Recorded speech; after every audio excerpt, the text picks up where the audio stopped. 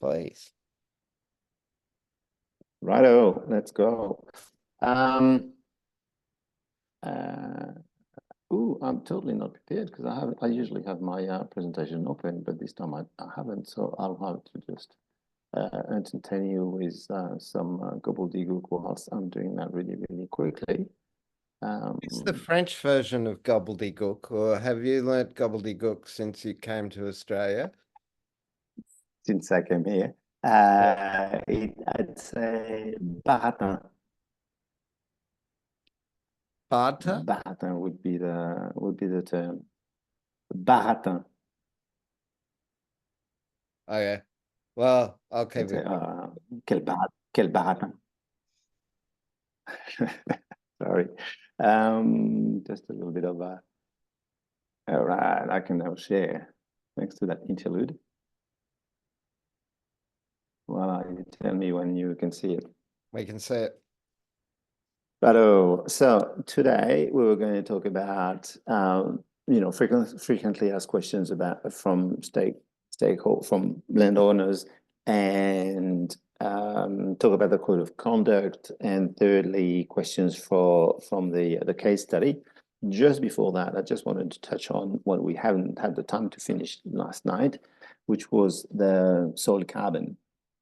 Mike made good comparison, make good observations in the chat about soil carbon. The fact that for example, the fact that you shouldn't rely only on one practice, but on stacking as many practices as you can, even if you have only one of them committed to in the LMS, but stack most of them. But I just wanted to go through quickly the economics of soil carbon projects between a 100-hectare project and a 1,000-hectare project, just to roughly show you what sort of economics you should run for landowners when you're advising them. So I'll go a bit quickly. Bear with me and interrupt me if there's something that you don't get. So let's start with a project, a 100-hectare project, right? Your starting soil carbon content is 1.5%. The bulk density of your soil is 1.5, which means that your soil carbon at 30 centimeter, very important, is 68 tons of carbon per hectare, which is bulk density times the percentage times 30 centimeters, right? So your total soil carbon over 100 hectares is 6,800 tons of carbon. Cool. Now, if you're planning at the end of your project to have increased your soil carbon by 50%, which I've highlighted in yellow because that's ambitious, but let's say you're planning for that, your soil carbon at the end will be 2.25%. Same calculation, the bulk density is 1.5, so soil carbon per hectare is 101, and total soil carbon is a little bit over 10,000, right? So over the life of your project, your soil carbon increase is 3,300 tons of carbon, which is the difference between the two above. You'll find this slight, rounding discrepancies in the S's. They're just rounding, right? 3,300 tons of carbon means sequestration of 12,000 tons of CO2e, the magic 3.67 number, right? Minus the permanence discount is that you'd get roughly 9,000 ACUs for your labor, which over 25 years, which is 9,000 ACUs over 25 years, which means $270,000 at $30 per ACU, putting aside the escalation in price that we discussed yesterday. But in constant dollars, you'll get about $10,000 per annum, assuming that you can increase your soil carbon by 50%, which corresponds to a yield of 4.8 tons per CO2e per hectare per year. If you didn't remember what I said about the many discounts that the method imposes on the results, but if you, putting aside those discounts, if you get your whole soil carbon credited and the variance discounts and all those chop,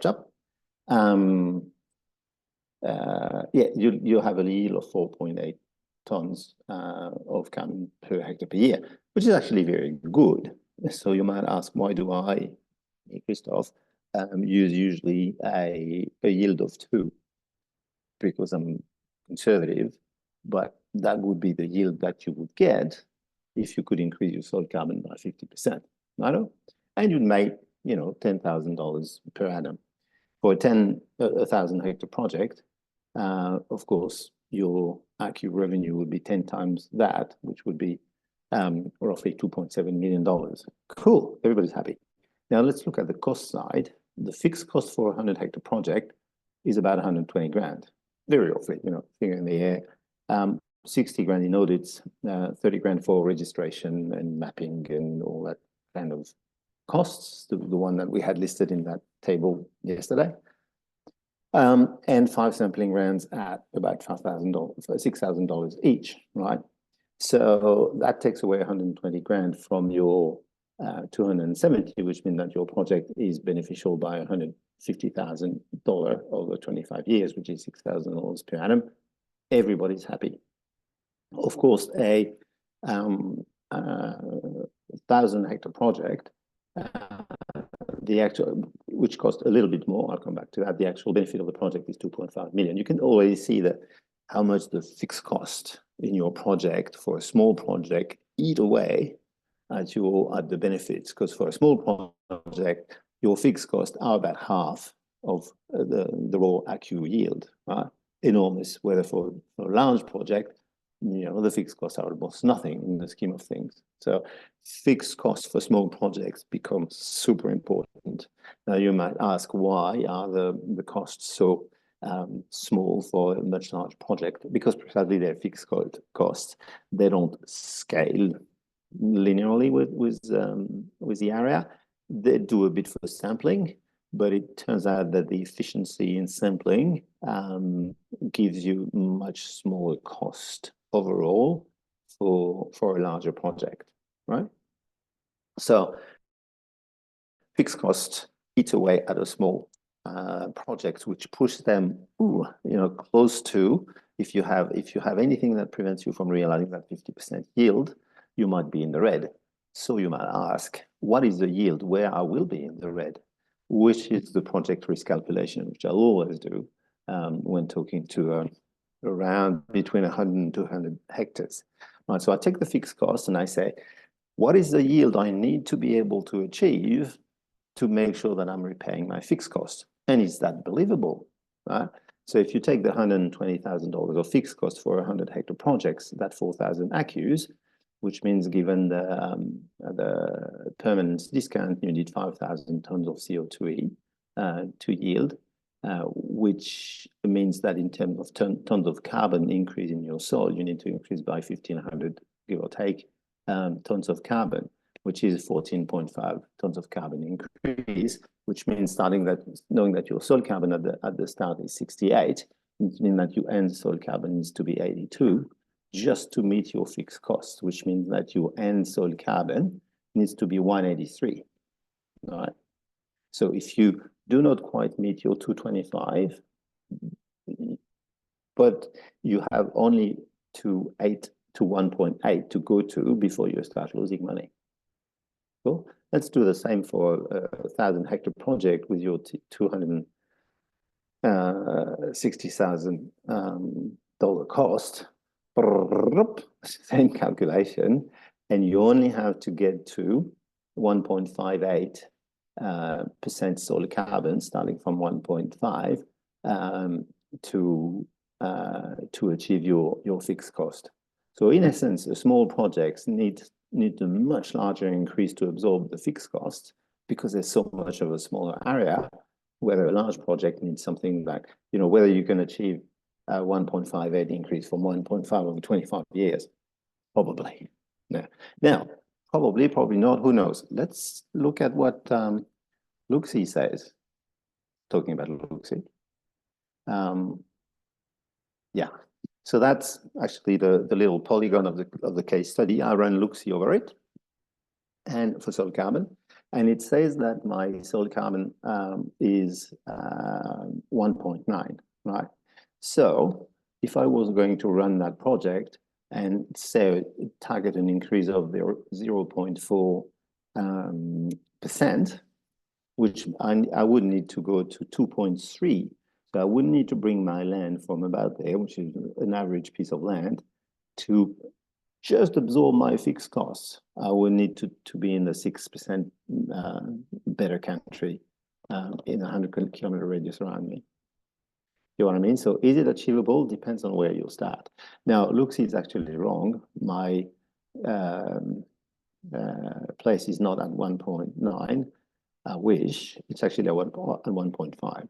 So for me, if I start at 1.5, I need at minimum 1.8 to not lose money. Is it believable that I should go to about here? You know, not even just below the average soil carbon? Probably yes. So in my case, a 100-hectare project makes sense because it's believable that I can get to that soil carbon increase, right? And guess what? That's precisely why I'm running a soil carbon project. But depending on where you are, you might say, I'll never get a 0.3% increase in my soil carbon. Especially if you're around here, you'll never get it, right? That's the type of calculation you need to do to make sure, depending on the area, to make sure that your project has a chance of not losing money, right? Here, Asmad. That makes a lot of sense. We've had a question from Liz. So Sure. if you want confidence that you'll get to the 1.83, is the question, what is a doable method, and I assume methods, of soil improvement that would do this? Depends on what your land use is, right? I can mostly talk about pasture and cattle because that's what I do. I don't know cropping that well. But for pasture, again, it depends where you're starting from. If you're starting from, degraded, low cover, overstocked native pastures, very doable is plant legumes, rejuvenate your pasture, reduce your stocking rate, which, by the way, will do great for your cattle health and also the calving rate, which incidentally will increase your productivity. So you're not going to lose money by destocking a little bit. You're just going to increase the ground cover of your pastures and therefore improve your soil carbon. So to answer your question clearly, it would be destocking, do rotational grazing, not necessarily microcell grazing as Wardy would advocate, private joke between us, but rotational grazing for sure, rejuvenate your pasture, plant legumes. If you're a cattle farmer, if you're a cropping farmer, I don't know. And what legumes and what sort of pasture depends on your terrain. If you have a very, very flat piece of land, you can do those, what they call salad mix stuff with actual turnips and stuff like that provide photo crops at the same time as really facilitating the penetration of roots and soil carbon into the land. But if you've got a slopey, loamy type of country, you're not going to do that. Contouring also, maybe, depending on how compacted is your soil, might help with moisture infiltration. So, Michael, good question. Brilliant. Thanks, mate. You're good to go. No. Can I ask a question? Yeah. Sorry, my sure. My keyboard's stopped, so I have to speak. People, can neighbours pool their land together to get a bigger project? Absolutely. Yep. Okay. There's no obligation for the project to be on one property. If you remember the very beginning, if you have the land title will give you all the landowners, etc. But then the structure of the legal agreement between the landowners to give to the one proponent the right to become accused, to receive accused, it might be a little bit complicated because only the proponent receives the accused. So if you have got a bunch of neighbors that pool their land together, which is great because you save on audit costs, etc. Fantastic idea, but you need to have an agreement that one of them is going to receive accuse and then redistribute it to the other. I've got 3 neighbors, literally my 2 neighbors this way, run a solar project each and an avoided carbon project each. In hindsight, we should have pulled them together. And we know each other well enough, easy to say because before problem arrived, but we know each other well enough. We would have loved to save, you know, $120,000 in audit fees. We should have done it. We just didn't think about it at the time. That was 4 years ago. We just didn't think about it. So, good idea. But I'd say you have a vehicle ready-made for that, which is RFM. And Tanya's got a question here, but one project to one title holder. Say again, sorry. Tanya is saying, but one project to one title holder. And I think that's a question, but rather than a statement. That was in day one.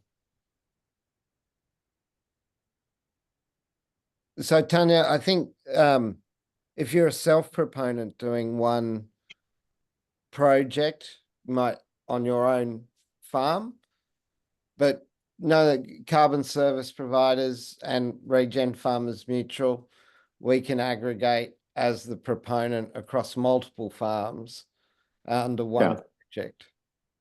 Yeah, I did mention on day one that the most common case is one landholder, one project, except in the case of aggregated project, which are not very common these days. Even CSPs do not necessarily aggregate projects unless they're very close or have a lot of synergies and can start at the same time, etc. Otherwise, their processes become complicated. But normally it's one landholder, one project, except in the cases of aggregated projects. Yeah, we've got Greening Australia basically touting projects like that in the Northern Rivers at the moment for rainforest replantings. So essentially it's their aggregated project on behalf of Nestle. But I think they're pretty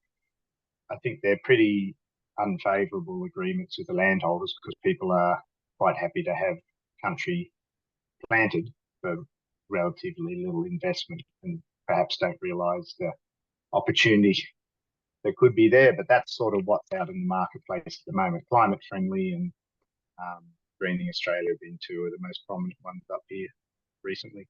Yeah, correct. Climate Friendly.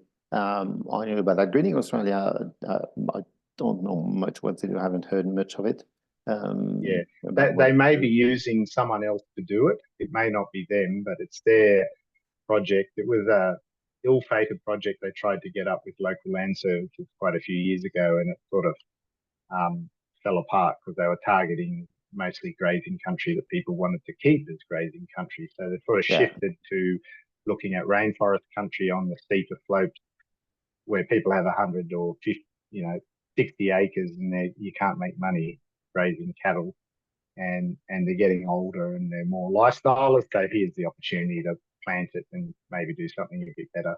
So, I mean, that's a good outcome, but yeah, the process is not very transparent, I would say. I've heard that as well, that specific entity, yes, as well. So, okay, good. Yeah. Thank you. So the aggregated projects do happen through Greening Australia and other CSPs. Yeah, and Climate Friendly have been offering some, but I don't know if they've got something up and running. But I just know secondhand information from, friend of a friend having been offered a project over quite a big area, but didn't look particularly attractive to them financially, but it meant their property possibly went back to rainforest, but long after they're dead. Right. So. Well, exactly. Why would they care? Yeah. Cool. Thank you, Kevin. Yeah. Just touching base very quickly also, and then we'll get into the core of the topic, promise.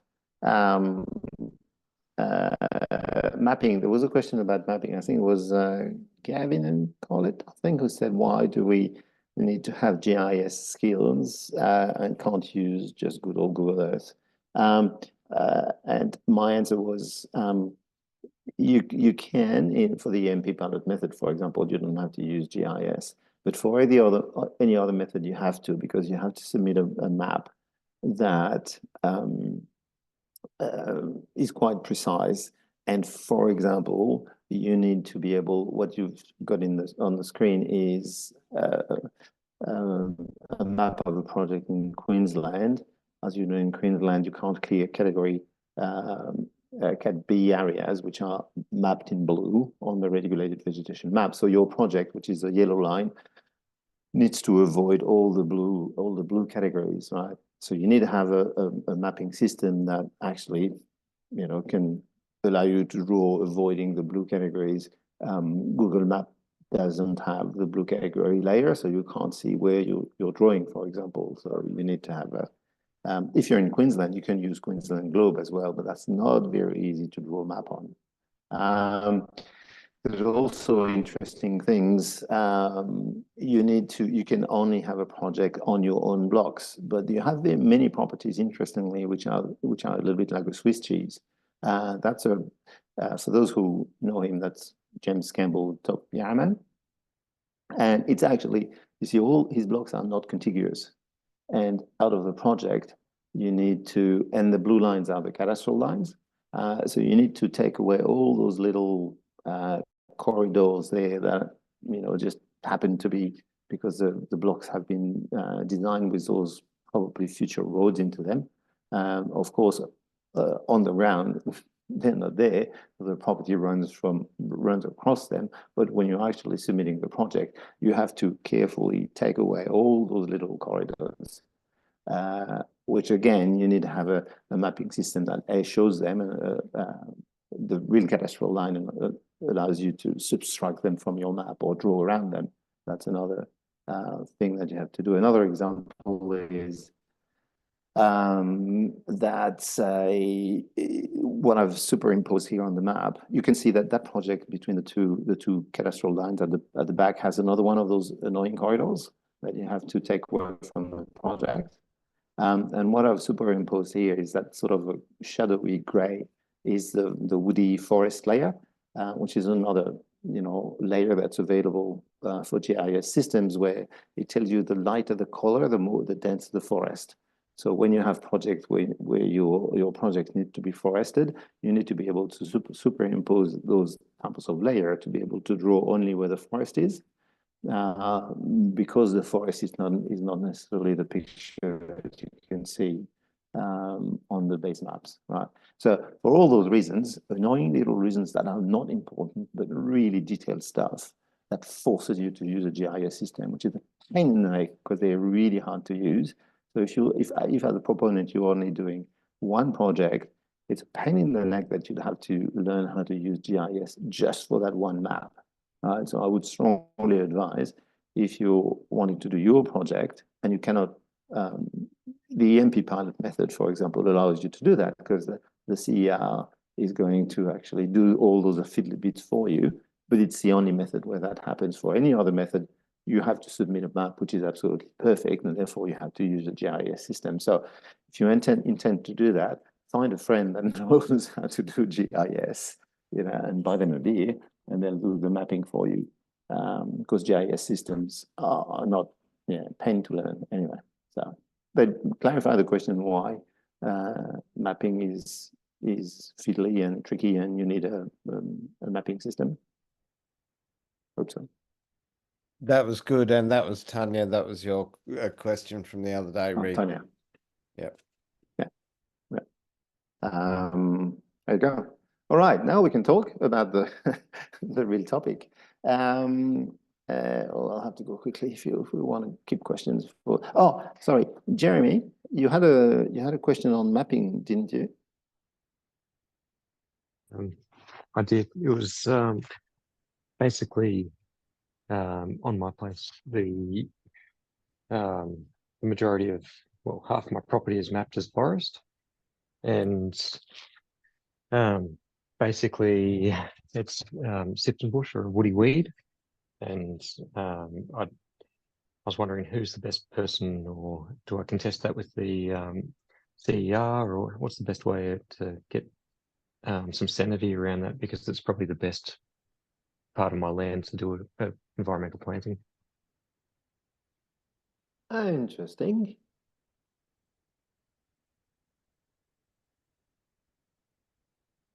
So a layer that the one that I've got on the screen will show forest. Yep. Damn it. Do you and what shows on past aerial imagery that you can get from you're in New South Wales, right? Yeah. Green in Yeah. Australia actually did the initial pass on my place, and they advised me that that would be the case. So Green in Australia basically has said that only my good paddocks are eligible, because the 2019 mapping maps the rest of the place as forest, even though it's not forest, it's Sifton bush. So I can get on a slasher and slash it, but before I'd go and slash it and plant it, it makes sense to register it. Yeah, definitely, absolutely. So when you're looking at it on the ground, it does not meet the definition of a forest, i.e., Exactly. 20% canopy cover from trees more than 2 meters tall. Exactly, and it's a monoculture of a woody pastoral weed, and it doesn't meet the definition of a forest. I'd say submit your project, and the best evidence you will find will have to be drone pictures, Photographs, photographs, etc. The CR knows that either slats or the woody layers are not super duper accurate. They will definitely accept that evidence. And at the end of the day, they'll probably accept it, but it'll have to be the auditor who will be to check it, but the auditor will come too late. So I'd take I'd take lots of pictures, drones, to make sure that it's all over the area, because a land picture can be anecdotal. But I'll also maybe ask an agronomist, a local agronomist, to do your certificates, to say a report. This is a report that says there's no forest cover on that place. As I said, the CER will accept that. I had a project where slats actually we have another one going, but I had a project in the past where slats was wrong, and the CER accepted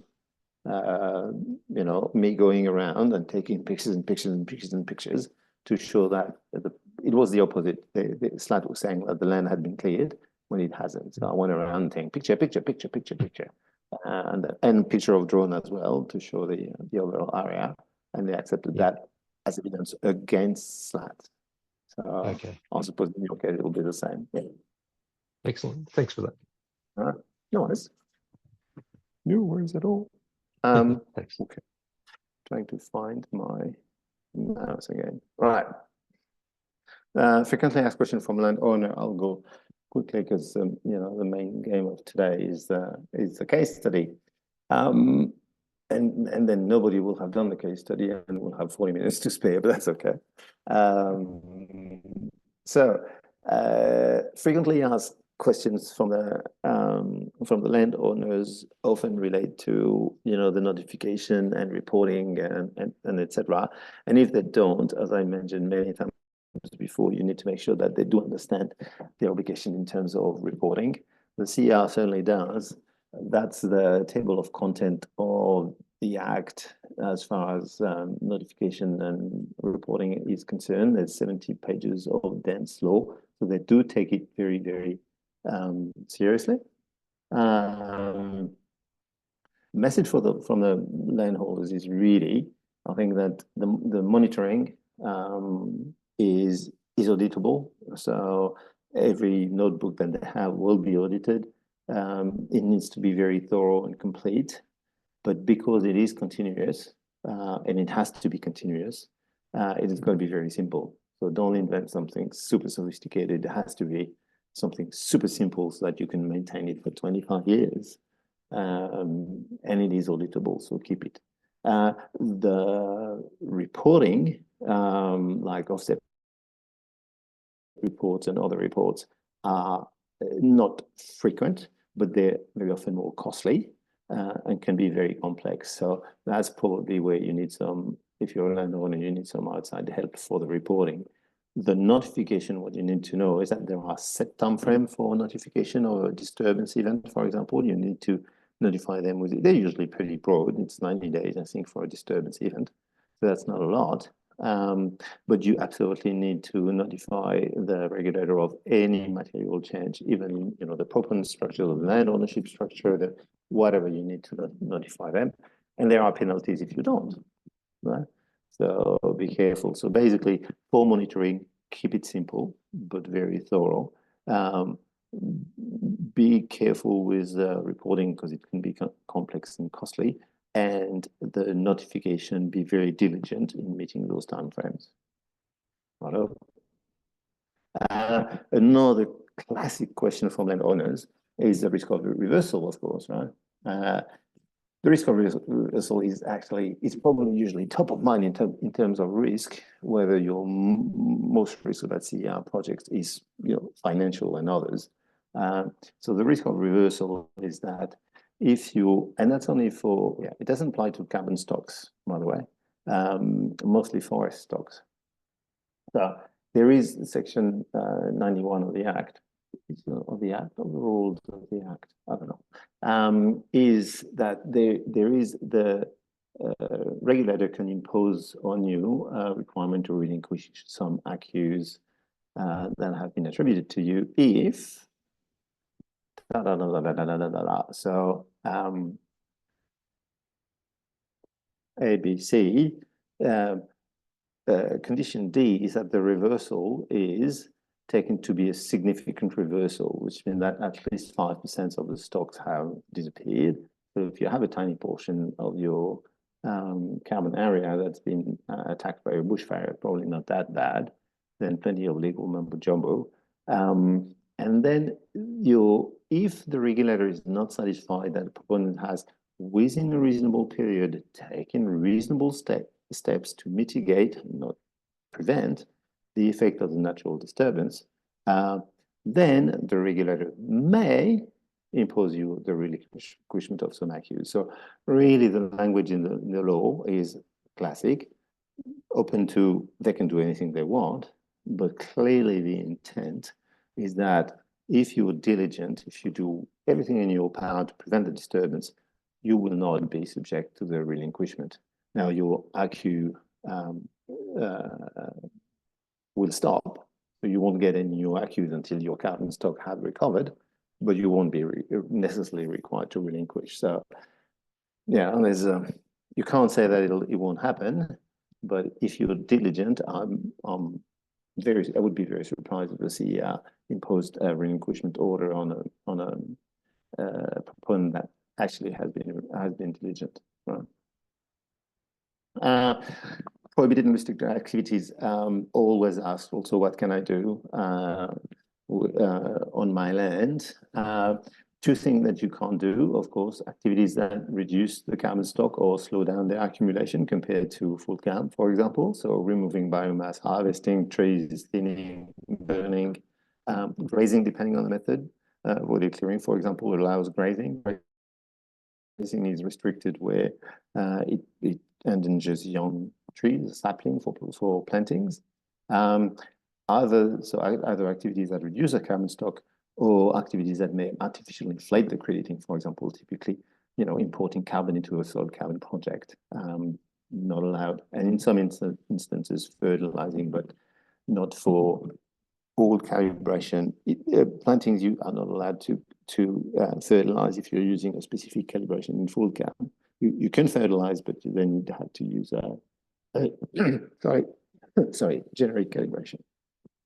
So all ask questions always asked by the landholders. Refer immediately to the method to make sure that you understand exactly what they have to do. For example, for a soil carbon project, the limitation on irrigation. You are only allowed to irrigate a soil carbon project within the limit of maximum 20% more than you used to in the baseline. So, you know, once you have a soil carbon project, you cannot irrigate more than you did in the past. So that's a pretty strict limitation, for example, right? So make sure that you read the method, check, always check, because you'll have those questions from the landholders. And if they don't answer the question, you need to tell them anyway. Last thing, the finance, the tax, and the legal things that the proponent will ask you. So those questions are strictly direct to the accountant and the lawyers and the tax people, even if you know the answer, because they are legal, tax, and accounting questions. And, you know, as far as I'm concerned, I'm not a lawyer, an accountant, or a tax specialist. So the brown questions are for the bank, the black questions are for the accountant, and the blue questions are for the lawyer. Now, if you want to discuss them, I think I know the answer to some of them, but you know, you'd have to check with your accountant or lawyer.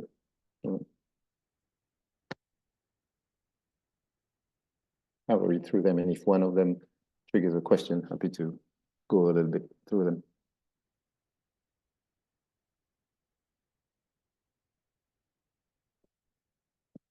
One thing that always interests me is that you have very, very little, very rarely the questions of when the accus are taxed, i.e. when you receive them or when you sell them. And interestingly, if you want to know the answer, they're not considered as revenue. Nor are they an asset, by the way. I don't know what they are, but they're not taxed. Unless you sell them. All right. That's it. That's my collection. If you can think of other questions, or if you've had other questions that are not on that list, please send them to me so I can add them to my large collection. I usually use that list to give to every proponent to say, take this list, the brown bits go to your bank, the black bits go to your accountant, and the blue bits go to your lawyer, and ask them. And they should give you the answer. What we might try and do is we want to do this for the New South Wales cohort anyway, is get accountants, lawyers in to answer as many of those questions for the group, so that, you know, we can make some efficiency on the advice. Obviously, not everybody's situation's the same, but the legal principles should be the same. Yeah, but choose the lawyer wisely, which I'm sure you know. We'll try Claire. Yeah. Okay, somebody who's already familiar, because some of them are just have no clue, and therefore A, their advice is not that good, and B, you spend a lot, you pay for their time getting educated. So yeah. I've had pretty disappointing answers from accountants and lawyers. All right. All right. That's it. Oh, that's the end. Oh, no, homework. You haven't made them do any. No, I know. Yeah, but that's I don't have any slides for the homework because I'm not doing the talking. Oh, I don't have any slides as well, Wally. Sorry for the code of conduct. I think we should look after that. Yeah, sorry. Yeah. I didn't mention in the beginning the code of conduct is for RFM advisors. We have a code of conduct to say, you know, how do we think we should behave, and also in the context of an RFM meeting, for example, how do we think that everybody should behave? What are the conduct that we consider acceptable or not? But what do you cover that? We'll keep 10 minutes for you at the end. Okay, cool. So we've got very exactly 20 minutes for Q&A on any topic, but preferably on the case study. Who actually created themselves a login and tried to register my land, an EMP project on my land. Because if you open the title, you realize that it was my property. Who's that? Gavin's pointing. No, not you. Oh, somebody. Yeah, that's right. Yeah, the dog. I did it, but the dog ate it. Yeah, that's right. Yeah. No one. Gee, you're not curious. We marked lambs instead. Maybe stop it sharing. We mark land. Ask everyone Yeah, to sorry.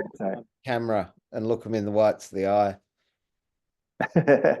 Oh, Gavin has a good excuse. They mark lambs instead. Can I have one of them? Or a bit of it? All right. No one. Then that's got to be a short Q&A session then. We do have some questions that have come in. Okay.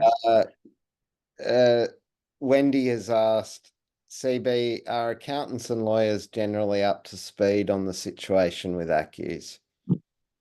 No. I'll have yet to see one that is completely up to speed. I had an interesting meeting organized by the Nuremberg Council, where they invited a lot of their, local lawyers and bankers and accountants to a presentation on carbon farming, and absolutely everybody at the end said, "Oh, that is something that we should know about." So there's definitely a realization in that in those professions that they should know about, but I'm yet to meet someone who's really fully across all the intricacies and the legal aspect of carbon farming. Yep. Can RFM formally ask the tax office for advice? Because it seems like everyone wants to know that, right? It's an important question. I think the challenge, Liz, is that so much of the advice would depend on an individual. And I'll give you an example. So if you're a company as a proponent, which Christophe covered in day one, carbon income is treated as off-farm income. But if you're a partnership, trust, or a sole trader or a pastoral company, then carbon income is treated as primary production income.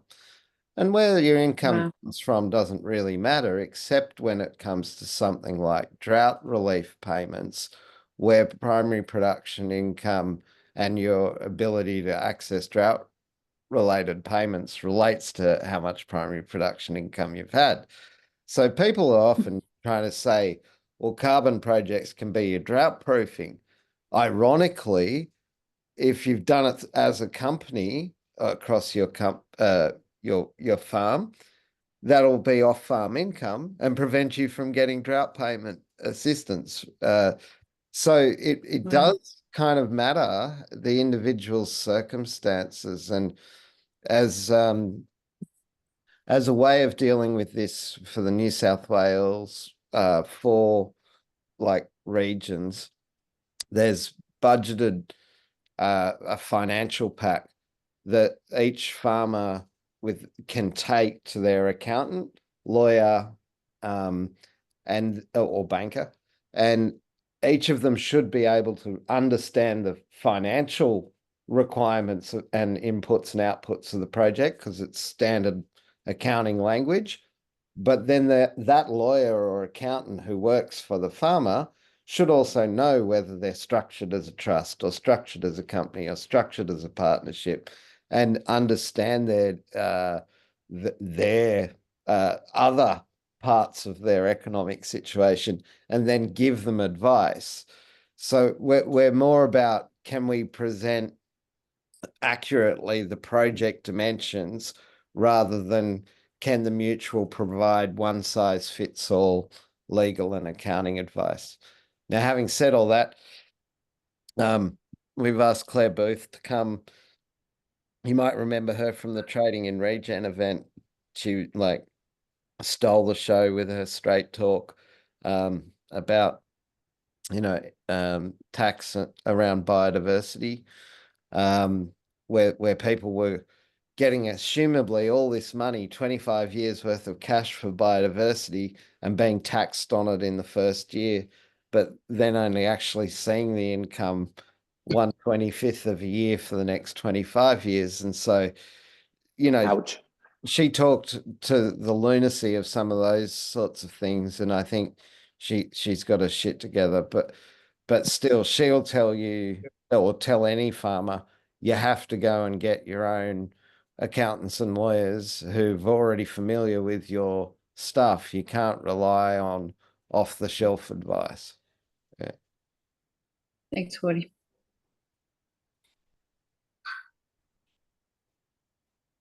Christophe, have you seen it go pear-shaped? Project. Yeah, where, you know, an unintended consequence of running a good carbon project is the farmers ended up with a massive tax bill or something.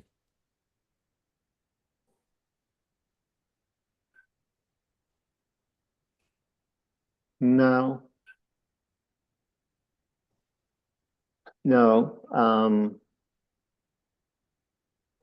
No. I mean, probably the Um, tax office yeah. starting to get their heads around it as well, right? I mean, it's only going to start to happen over the next few years, you would think.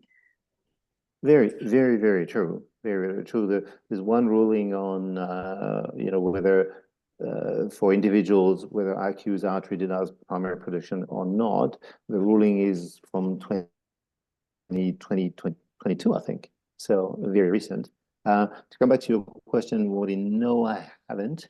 But in some instances, I've seen farmers that to be able to obtain EIH from their bank have been asked to go through pretty crazy loops, and spend tens of thousands of dollars just to get that EIH, and others that have actually given up and restricted their loan, which always costs money, just to bypass the EIH. So yeah, but no, really pear-shaped and with bad consequences. No, I haven't seen that. No.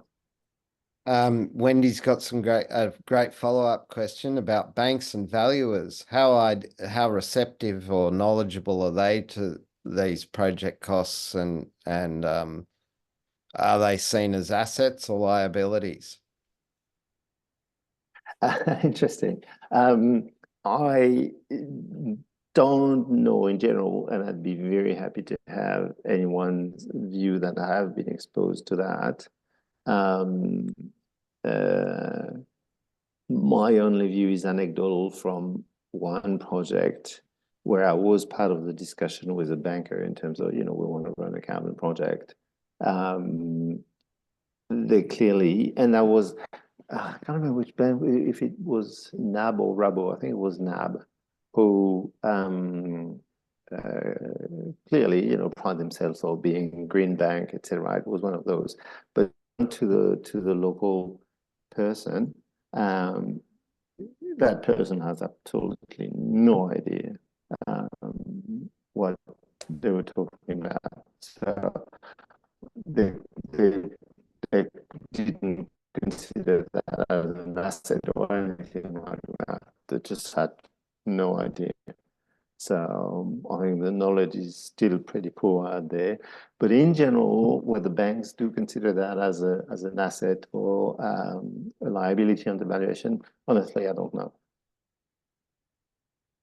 What we've seen with some members. So good question, but yeah, don't know. In the member council, Wendy, we've got a former banker in there, and he's also a farmer, and eligible interest holder consent required him to get an independent advisor to run their figures over his numbers and tell the bank independently that this project was going to have no material impact or a positive impact. And then that cost him, tens of thousands of dollars to get that independent assessment in order to get the bank to approve that the valuation hadn't been impacted. Again, sample size of one. I think it will depend a lot on whether you're thinking of project area which is currently productive, or whether you're looking at project area, which is by the bank's view non-productive, and you're turning it into something productive. And that'll have a big impact on whether you then need valuations or whether you then struggle with eligible interest holder consent. So if I'm a bank and I'm looking at Jeremy's property and half of it's Sifton Bush, and he can turn that into a carbon yielding project, I'm like, great. But if I'm his bank and half of it's Sifton Bush and he's turning the only productive paddocks into a carbon project, then I might be like, come on, what's left of the value of this enterprise? And so they're very real and material and context-driven questions.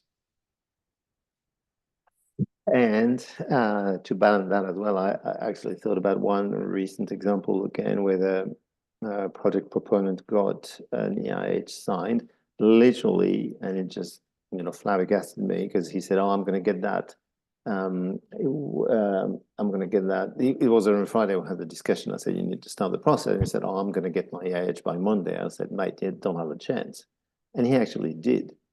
Right, so some local bankers may either be really easy or know the process very well, or in the case of that particular person, I suppose that he had been talking to them for 5 months beforehand, letting them know and keeping them across, etc., for him to get that approval that quickly.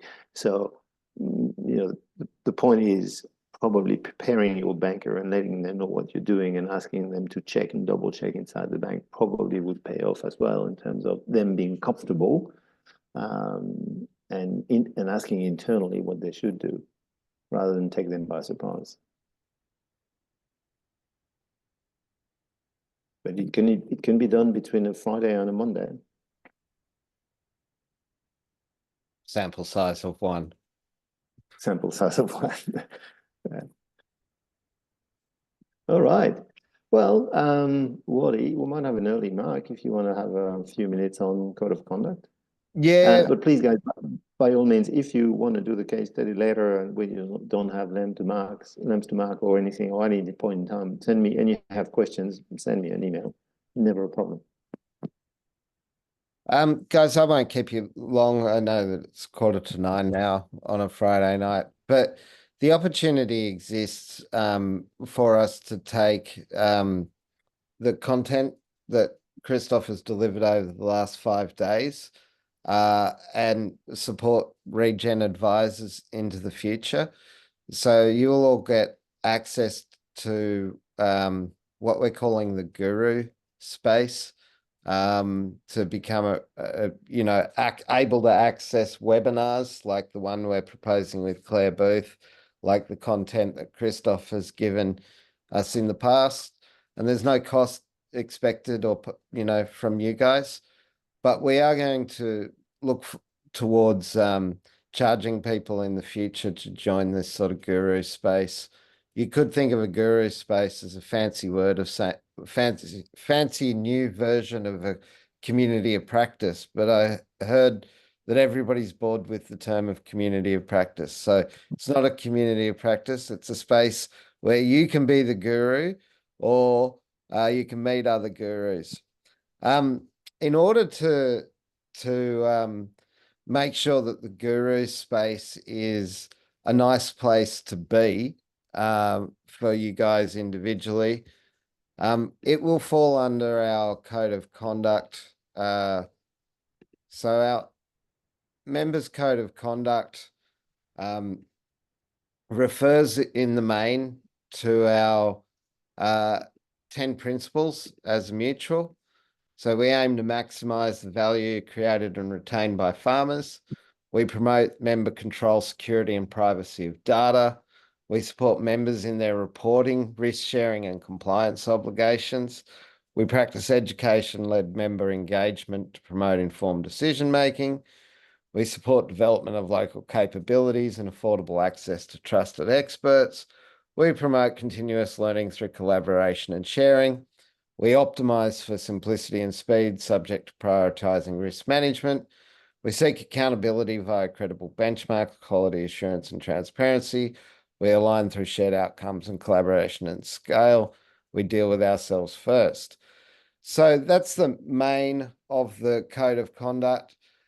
I have like applications for when we're doing landscape impact programs or pre-transaction during the information collection, during a transaction like we're starting to work with in the Trap Rock, or when a member is on board with respect to the Members Council.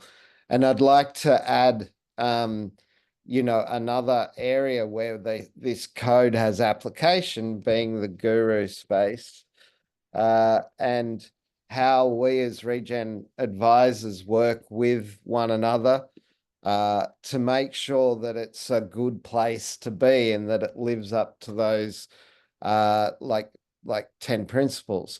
So part of that is creating a culture which respects one another's value and respects one another's time and is, you know, genuinely giving and generous and cooperative, as opposed to takey all the time. Christophe is a wonderful resource, for example, who's done 20 projects and generous to a fault, right? Like if we don't package him up and give everybody equal access to him, I'm pretty sure everybody will just, you know, somebody could dominate all of his time and he wouldn't get around to sharing that wisdom.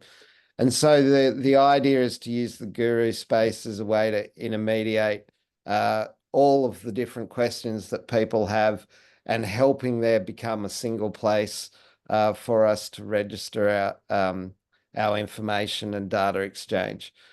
So next week, I'll send you all an email with the 5 recordings with a application to join the guru space. And if you want to, it's free and you'll get access to a very simple website at this stage. It literally just has the content from each of the sessions and a contact form at this stage. It's not designed to, you know, overcomplicate anyone's life, but we do see this as the start of a piece of infrastructure that'll go for decades, and it'll support those people who support farmers to do projects either as self-proponents or those people who want to nominate projects up to RFM to be the proponent. Does that all make sense?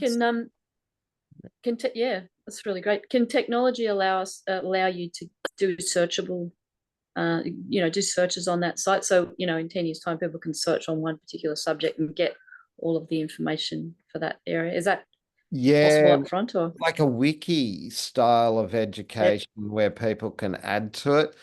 Totally doable. As of now, it's just got the videos from the last 4 days up there.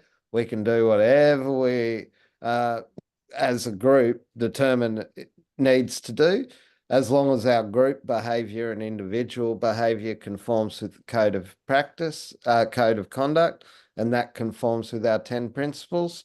It's all pretty well laid out there. Yeah. What do you mean we deal with ourselves first?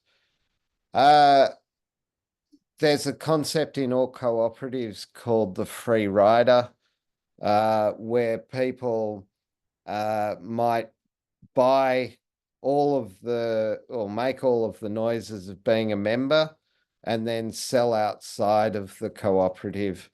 And that's the free rider concept. It happened in a mustard cooperative that I was involved with, where they got all the genetics from the cooperative. The cooperative had the oil contracts, and then the farmer, you know, kept a bit, sold a bit on the side, sold only like a portion to the cooperative, as opposed to all of their goods through the cooperative. And that meant that the cooperative ended up competing with their own growers in the market for price and for quality. And that just ruins any cooperative. So we deal with ourselves first. means we prioritize the cooperative, you know, in practical terms for Regen Farmers Mutual, means we deal with our members' issues before we deal with non-members' issues. It means we deal with Regen Digital before we deal with other technology companies. It means we, you know, prioritize those that prioritize us. Yeah.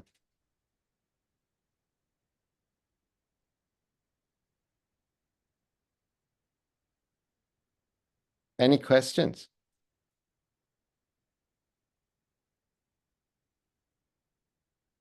No, you're not obligated to promote RFM as a proponent to the landholders. However, we would expect that you'll, through this process, for example, be able to put up a project that RFM can assess. So if we can't understand the project, we can't be a proponent. But we want anybody who joins the guru space to be able to take a project and a farmer through the level of education that that farmer could either be a self-proponent, or that you could put up their business case, their full CAM, their registration details, their financial model to the mutual, so that we could replicate the financial model, we could replicate the full CAM, and we could check that it has integrity and make an honest decision as to whether we could stand up and be the proponent and face the regulator on behalf of that project or not. And basically, if you're unable to, you know, put forward a project to us, you're probably unable to put forward a project as a self-proponent. It's probably the same standard. And so I guess then it becomes a condition for the farmer to choose whether they want to face the regulator or have RFM face the proponent as a proponent. And then there's commercial things to think about, which is, as RFM, we believe we'll get a higher price for ACCUs than most members could, or most people could get as a self-proponent.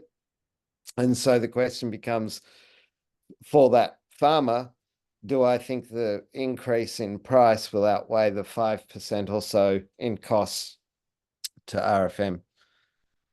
And hopefully also we might get reduced costs for audits and stuff like that.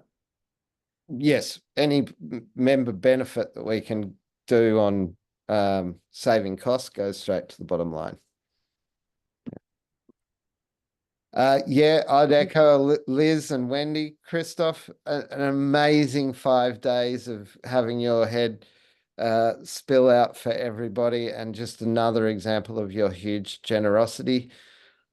We make no joke about it in the Members Council. We sometimes should be called Regen Christophe Mutual instead of Regen Farmers Mutual, but we really do, or Christophe's Farmers Mutual instead of Regen Farmers Mutual.